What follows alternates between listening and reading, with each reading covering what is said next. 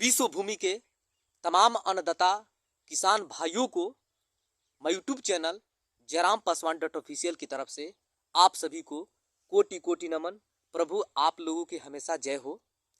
चलिए आज हम कृषि से रिलेटिव कुछ जानकारी प्राप्त करते हैं। देखिए, एक लाजवाब की क्वेश्चन है कि नाइट्रोजनीकरण किसे कहते हैं। नाइट्रोजनीकरण किसे कहते हैं?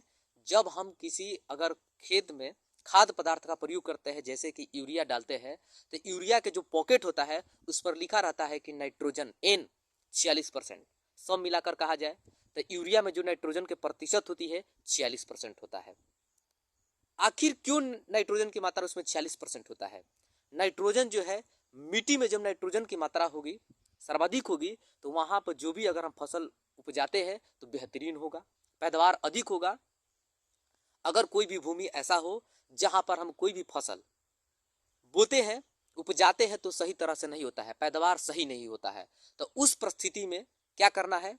उस मिट्टी के ह्यूमस की मात्रा बनाए रखने के लिए, पुनः प्राप्त करने के लिए कुछ नहीं करना, एक बार उसमें केवल सरसों का टोटल पूरे खेत में कोई अन्य पौधा नहीं बल्कि सरसों का पौधा पूरी तरह से रोप दे, लगा दे।